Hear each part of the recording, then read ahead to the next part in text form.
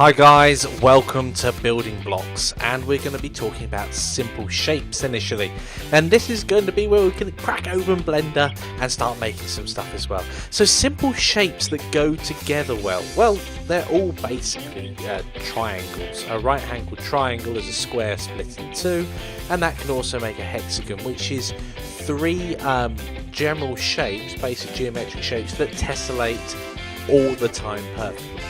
So a this is just an example of size, of course. A right-angled triangle whose sides are 1 and 1 and the square root of 2 on the long side there would go together perfectly with a square that's 1 by 1, and of course any other integer rectangles that are 1 by 1, 1 by 2, 1 by 3, whatever. Those will all go together well. Obviously we don't want two smaller building blocks and we don't want two larger building blocks, because that doesn't give us much in the way of flexibility. You can have an isosceles triangle whose base is 1 and the sides are 2 in length, which is very useful for roof components and things like that. And equilateral triangles of side length 1 as well. These will all fit together really well and consistently. Now, those are very basic shapes, so what are the disadvantages? None. At this stage. Later on, it can feel and is restrictive. That is where you want to be customizing and adding detail, not in the early stages. We really want to be quick and effortless with our development at this stage. We'll also be seeing that you can type formulas in the fields in Blender, which is incredibly powerful. And we can use this to solve otherwise complicated measurements in Blender. So let's go make some simple shapes and hop straight on over into Blender.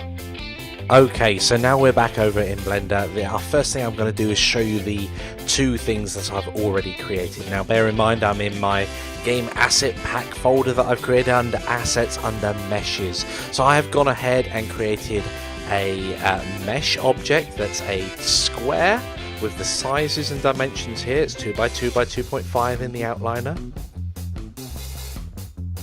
and that matches the name of the file as well.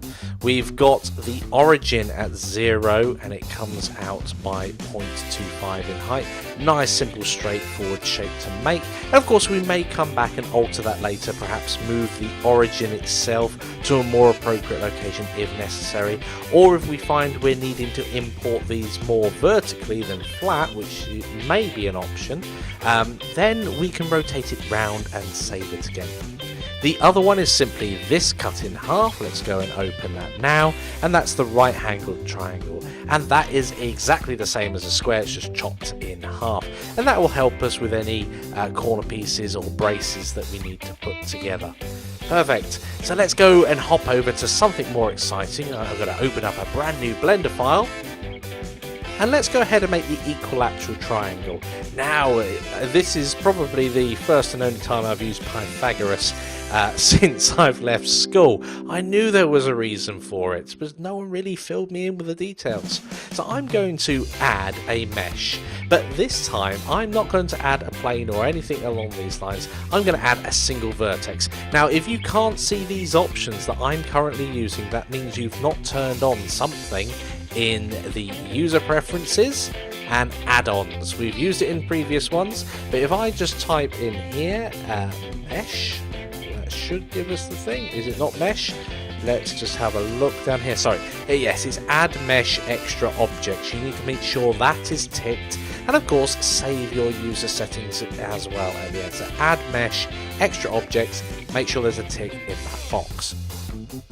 Okay, so I'm going to add a single vertex, which is very powerful because I don't want to end up having to delete lots of things. There's loads of ways that you can make an equilateral triangle. Now I want it by 2, 2 and 2, so it's equilaterals, all angles are equal, all side lengths are equal as well. So I'm going to extrude this on the y-axis in the positive direction by 2. Then it's going to line up with our other models that we've made.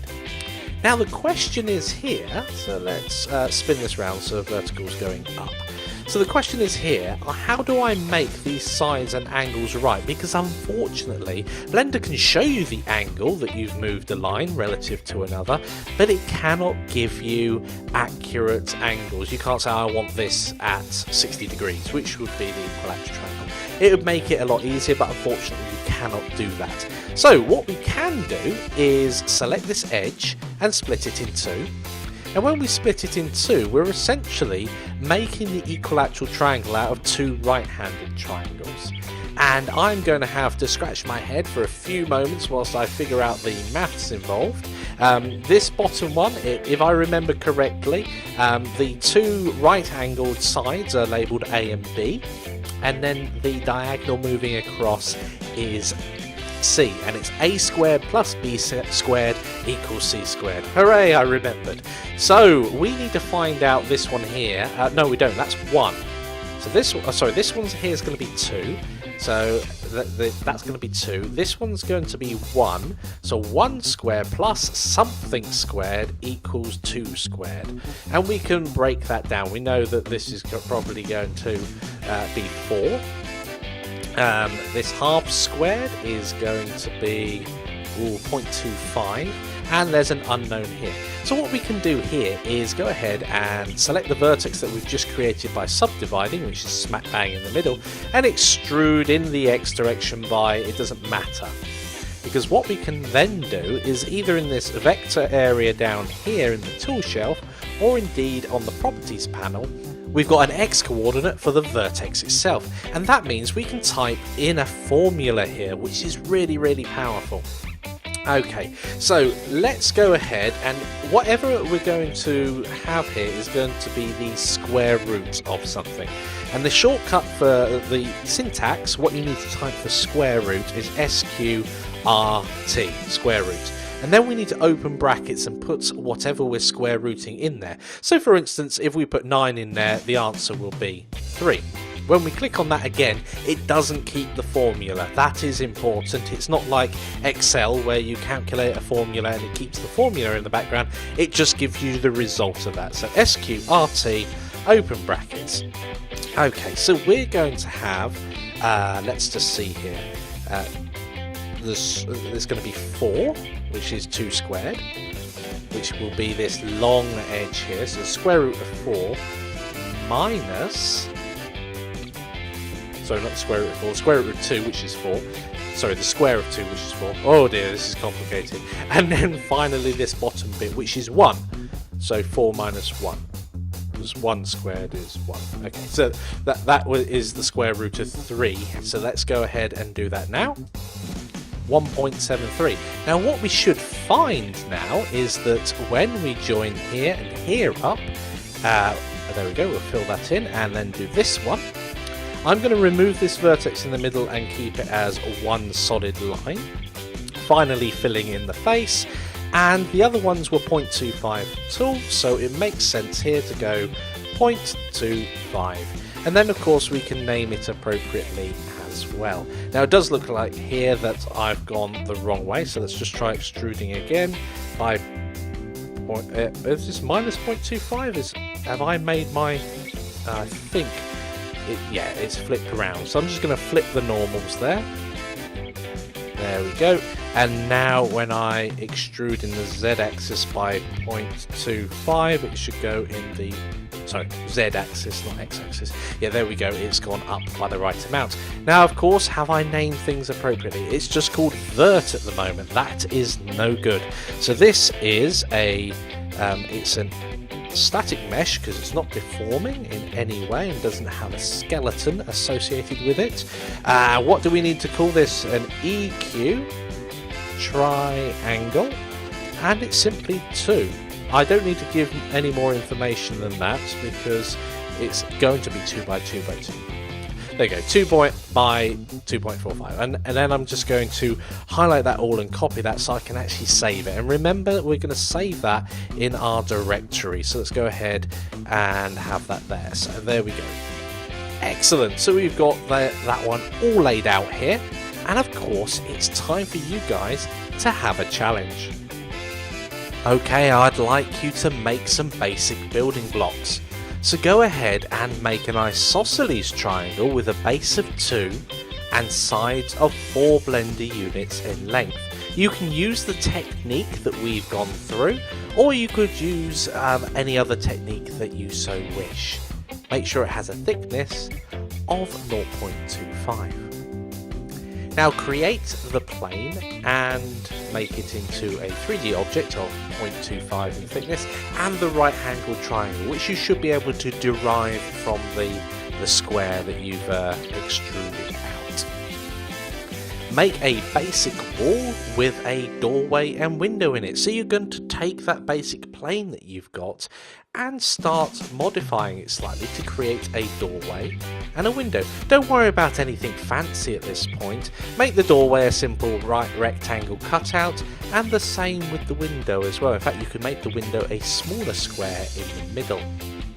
I would recommend a size. At the moment we've got 2 by 2, but a nice size, and you don't have to stick to this, it's a recommendation, is 3 in height by 4 in width by 0.25 in the depth itself. And of course, if you were making different thickness walls, then you wouldn't have to use 0.25 at all for the size in all of our wall sections at this particular point. And remember to save each mesh individually. So pause the video now and give that a go. Okay guys, welcome back. Let's hop back on over into Blender. Okay, so let's go ahead and start with this. Now, it is almost a isosceles triangle. We just need to position these vertices in a certain place. We know it's starting from 0. So we can convert this once again into 2 right-hand triangles and work it out from there. We need to know this height. So it's going to be another square root, so SQRT. So the length along here, of course, is going to have a base of 2, but this is half of that, so it's 1. So, and it's going to be something else minus that 1. So let's have a look. This edge here is going to be a 4 in length. So let's pop the 4 in. Now that's the, and it needs to be squared. So this is going to be, no, 15. It's going to be the square root of 15. 16, which is 4 squared minus 1 squared, which is 1. So the square root of 15. There we go. So that is going to give us, and again I can do that here, square root 15. I could delete it and extrude, I'm not too fussed. But there we go, there's our isosceles triangle. We can make that very quickly. And I'm pretty sure that this length here, and we should verify that really. So let's go down in the display options down here. And at some point, here we go, overlays, mesh display, edge info, length. So if we switch to length here and select that, 4, you can see that the length is 4 there. It's quite hard to see, it's a small number on the screen, but 4. So we know that that's worked perfectly.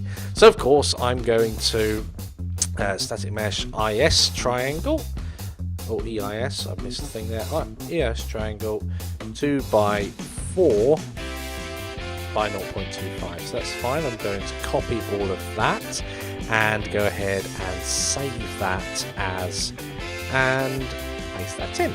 Perfect. Save. Okay, so the next thing that I'm going to do is start with I'm going to start with a different shaped plane this time, but I'm going to draw it with that vertex. So let's get rid of him and these from our scene. Go ahead, add a mesh, and I'm just going to add a single vertex, and that's going to sit at our origin, which is fine. I want to work in the positive direction, so let's extrude this by 4 in this direction, so 4 in the Y, so Y 4.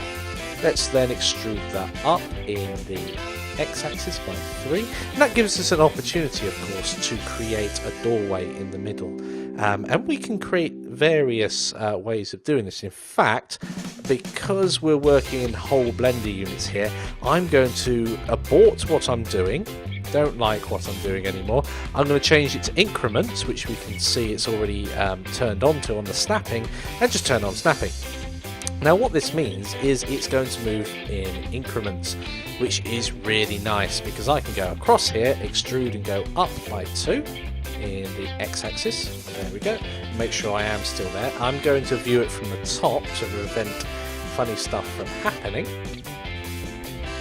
Go I'm going to have to make it on its side, but that's fine. I'm going to go to there and then back down, and then I'm going to go across for the other 4. Now, oh, that's too far, isn't it? 1, 2, 3, 4. So I should have stopped a bit further back. Oh dear. So let's pull that back to there. Perfect. I don't know how well you can see my grid. It's broken up into tenths of Blender units at the moment, which is very useful for placement. Of course, now I can go up by 3, across, down to there, and then back to the start point. Now I'm probably going to have a double there because I didn't turn on merge vertices, so I'm going to highlight everything before I do anything else and hit space, and I'm just going to type in doubles here. I could probably hit doubles over the side, and there we go, remove one vertex. That's absolutely fine. Now I could just make this into one huge n-gon at the moment, that's not a problem at all, or I can make it into smaller ones. So this edge along the top I can split up here and here, but I'm just going to fill it in for the moment and then extrude it up by 0.25.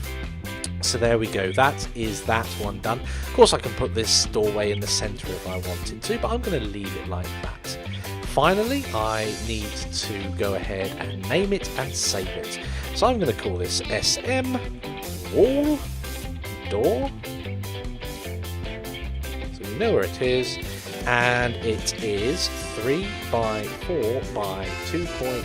So that's height, oh, 0.25, not 2.5. So that's height by width by depth. Just to make sure you guys are following what I'm doing there. So I'm going to copy that, go ahead to here and go in and save it. So let's save that.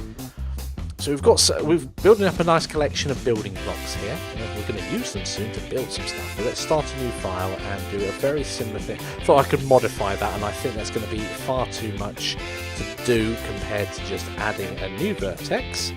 And this time going through and making it ever so slightly different. So again, I'm going to go in the positive direction here, and again the orientation, I might flip that one round later on. I'm going to make this one in the way that I can see here. So let's turn snapping on, incremental on, and we want to zoom in just a little and make it 4 by 3. So I'm going to go across by 4, up by 3, which is just there, and then back across again. Before I make that final one, I'm going to merge vertices when they meet one another, which is there. I can just check up here, vertices 1 of 5, okay. That's not a 3D object, which is also good. Worthwhile spinning around and checking that. It shouldn't happen when in orthographic projection, but occasionally it does. That seems to have created 5 for whatever reason, so I again am going to remove doubles. Now, a couple of ways you can put a window in here. I'm going to fill it in first of all. Now, I could inset and have a window there. That gives me some control over what's going on, so I can move it in by 0.1, or I can move it in by whole Blender unit. That's absolutely fine. I want a bit more control over its placement and size, etc. So what I'm going to do here is actually subdivide it. I'm going to subdivide once, that's not going to give us enough, I'm going to subdivide it again and literally take out this middle area here. So there, there, there and there, or indeed I could do any number of modifications here. Okay, now once I've done that, I'm going to hit the X key and delete the faces, that's those gone. I'm going to select our entire model and I'm going to extrude it in the Z axis by 0.25. That doesn't look like it's moved quite where I want it to. Let's spin around and have a look. Yeah, that's much better. Now this is a wall, so it's on its side. So what we should do here is rotate it, so whenever we import it we don't have to keep on rotating it. We can probably do that with our door section as well. I'm rapidly running out of time, so I'm just going to rotate this one round. I need to be in object mode at this point. There we go. So rotate on the x-axis, and it looks like the normals are not quite right here. I'm going to do that by 90, and I'm going to flip my normals. Hop into edit mode and flip them. I had that dark blue thing going on. So there we go, we've got a wall piece there, and we just need to do the same for the doors itself.